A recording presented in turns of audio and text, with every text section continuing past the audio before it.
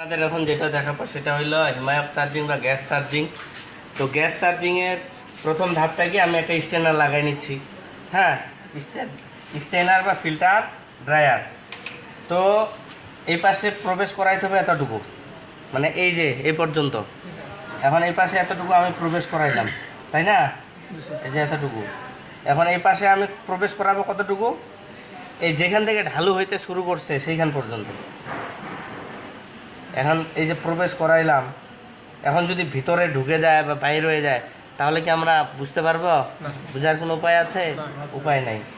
এই জন্য আমরা এইভাবে মাপটা দিয়ে এইভাবে ঢুকায়া হালকা একটু বাঁকা করে দেবো 45 ডিগ্রি। কত ডিগ্রি? 45 ডিগ্রি। আর ক্যাপিলারির টানটা থাকবে কোন দিক? এই দিক।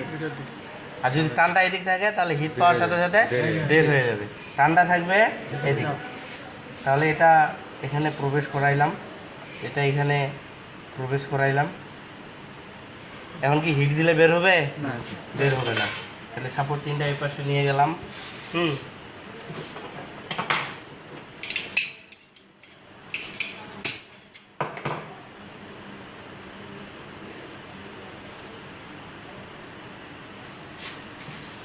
তো এটা আমি এখন ব্রেজিং করে দিচ্ছি।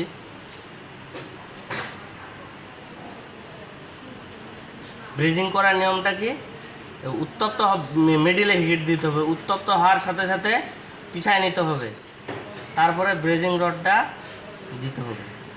নিচটা কি বোঝা গেছে?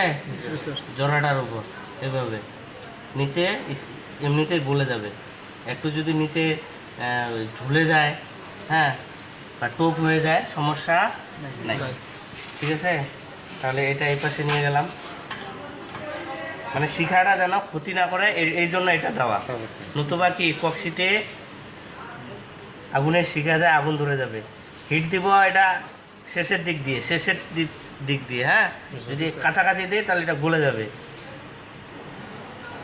আগে ব্রেজিং ধরাবো স্টেনারটার এই যে উপরে, ঠিক আছে, ধরাইয়া তারপরে এই যে ক্যাপিলারির পাশে নিয়ে যায়, ব্যাস এই যে হয়ে গেল।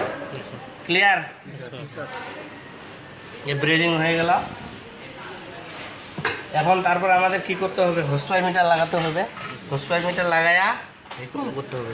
অবশ্যই এটা আগে ঠান্ডা হইতে দিতে হবে, নতুবা এই মুহূর্তে যদি আমরা ভ্যাকুয়াম পাম্প লাগাই তাহলে স্টেনারটা ফুসকে যাবে। বিষয়টা ক্লিয়ার?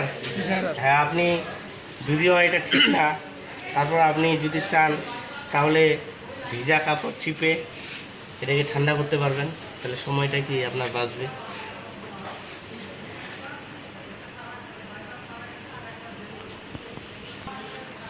তো এই যে মিটারটা আছে, হ্যাঁ, মানে এটাকে বলা হয় লো প্রেসার গ্যাস বা কম্পাউন্ড গ্যাস, মানে যেটা জিরোর নিচেও মাপা যাবে আবার জিরোর উপরও মাপা যাবে।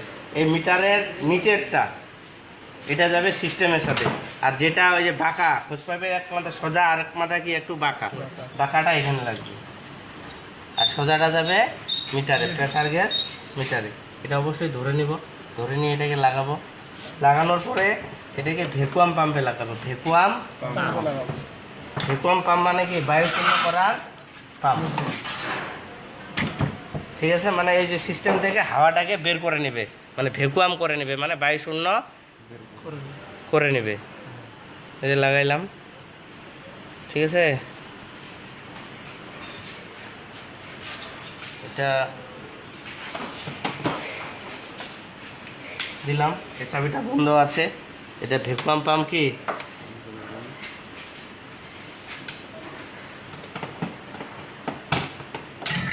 চলছে, তাই না? এই চাবিটা খুললে দেখবেন যে জিরোর নিচে যাবে, কাঁটাটা জিরোর নিচে যাচ্ছে না, তার মানে কি হচ্ছে, ভ্যাকুয়াম হচ্ছে। বুঝতে পারছেন? এরকম আমরা 29 - 29.92 অথবা 29.92 ইঞ্চ অফ মার্কারি পর্যন্ত ভ্যাকুয়াম করব। আর যদি সময় দিয়ে বলেন তাহলে আধা ঘন্টা 40 মিনিট 1 ঘন্টার মতো ভ্যাকুয়াম করব। তো আমাদের ভ্যাকুয়াম হয়ে গেছে, ঠিক আছে। তো ভ্যাকুয়াম পাম্প বন্ধ করার আগে মিটারের চাবিটা বন্ধ করতে হবে, দেন হইল ভ্যাকুয়াম পাম্প বন্ধ করতে হবে। নতুবা কি যাবে, এদিক দিয়ে সিস্টেমের মধ্যে আবার বাতাস ঢুকে যাবে। ক্লিয়ার? এই যে ভ্যাকুয়াম হয়ে গেল, তাহলে ভ্যাকুয়াম পাম্পটা আমরা এখান থেকে সরাই ফেলি। ভ্যাকুয়াম পাম্পটা নিয়ে যায় রাখেন, হ্যাঁ, সিলিন্ডারটা এখানে দেন। তো তাহলে এখন কি ভ্যাকুয়াম পাম্প থেকে খুলে এটা আমাদের কোথায় লাগাইতে হবে? সিলিন্ডারে। ক্লিয়ার?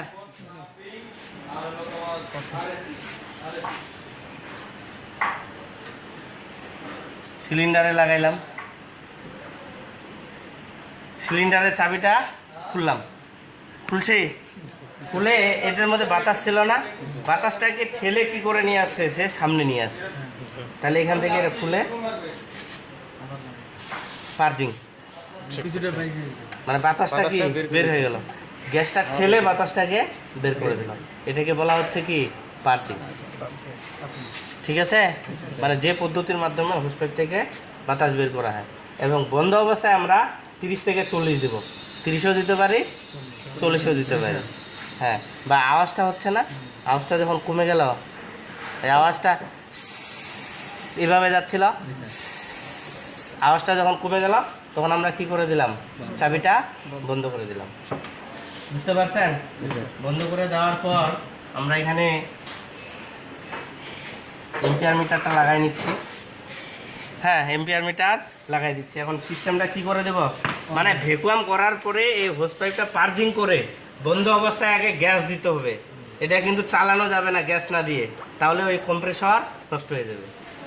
ভ্যাকুয়াম করার পর আগে গ্যাস দিতে হবে।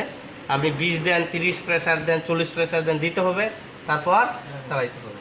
তাহলে আমি সুইচ বন্ধ করলাম, প্লাগ দিলাম, সুইচটা দিলাম, এই যে কম্প্রেসর কি চলছে, তাই না? 5.something এম্পিয়ার নিয়ে কি 1-এর নিচে চলে আসলো, আর কাটাটা দেখেন 0-র নিচে যাচ্ছে, কি 0-র নিচে যাচ্ছে আস্তে আস্তে। তার কারণ হইল R600 এর চার্জিং প্রেসার হইল 0, আর স্টপ প্রেসার হইল 40 PSI। ভ্যাকুয়াম করার পর আপনি 40 PSI হিমক দিতে পারবেন, দিয়ে সিস্টেমটা চালাই দেবেন, আর চার্জিং প্রেসার থাকবে 0-এর নিচে। আর হিমায়ক চার্জিং বা গ্যাস চার্জিং সম্পন্ন হয়েছে, এটা বোঝার উপায় কি, স্টেনার কুসুম কুসুম গরম হবে, এটা কি কুসুম কুসুম গরম হবে। কন্ডেন্সারে কি আসবে, এখানে দেখেন কন্ডেন্সারে হিটিং আসবে, আর টেম্পারেচার মিটার লাগাই দিলে টেম্পারেচার কি ধীরে ধীরে নামবে। তাহলে গ্যাস চার্জিং সম্পন্ন হয়েছে, এটা বোঝার উপায় কি, এক হইলো চার্জিং প্রেসার ঠিক থাকবে, চার্জিং প্রেসার কিন্তু ঠিক নাই, আর একটু গ্যাস দিতে হবে, সঠিক এম্পিয়ার নেবে, এম্পিয়ারও কি নিচ্ছে, কম নিচ্ছে। এটা সঠিক এম্পিয়ার হচ্ছে 0.37।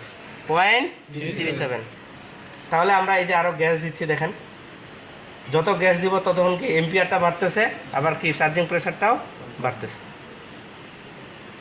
নিছিল 28.28, এখন করে দিলাম 0.40, আস্তে আস্তে নিচে নামতেছে, এই যে 0.37, 36, 35, 34ও আসতে পারে। তাহলে আমরা কি আরেকটু হিমায়ক দেব, ঠিক আছে? একেবারে দেওয়া যাবে না, একেবারে দিলে কম্প্রেসর পুড়ে যেতে পারে বা কম্প্রেসর ট্রিট করবে, আর গ্যাস দিতে হবে না।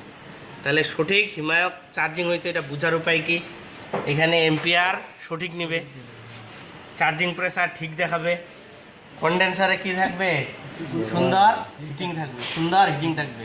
এটা বোঝা লাগবে যে এইরকম হিটিং থাকলে গ্যাস চার্জিং সম্পন্ন হবে, আর স্টেনার কি থাকবে, কুসুম কুসুম গরম থাকবে। বিষয়টাকে বোঝা গেছে? তো টেম্পারেচার দেখেন এখানে 30 আছে, হ্যাঁ। আমরা দেখি কিছুক্ষণ পর এটাই ধীরে ধীরে কি থাকবে, নামতে থাকবে। বুঝতে পারছেন? যত চলবে তত কি ঠান্ডা আসবে, তত টেম্পারেচার কি নামতে থাকবে। এখন ঠান্ডা আসার জন্য তো একটু সময় লাগবে, তাই না? এই যে ধীরে ধীরে কি কমতেছে, এখন 2, 4, 5, 10 মিনিট 15 মিনিট কিন্তু কি সময় লাগবে। তো দেখেন এই যে টেম্পারেচার কত, 20.2, একটু আগে কত ছিল, এখন কিন্তু নর্মাল টেম্পারেচার কিন্তু আমাদের 33-34, তাই না?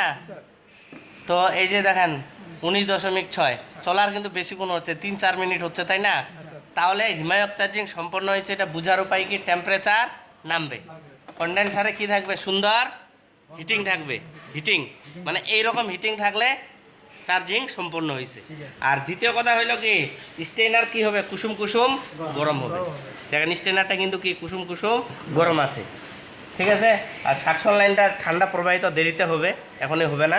আর চার্জিং প্রেসার ঠিক আছে, সঠিক এম্পিয়ার নিচ্ছে। এই হইল বিষয়। আশা করি আপনারা বিষয়টি বুঝতে পারছেন। আর অবশ্যই চ্যানেলটিকে সাবস্ক্রাইব করে নেবেন, সাথে থাকবেন। তো এই পর্যন্তই। Thank you for watching.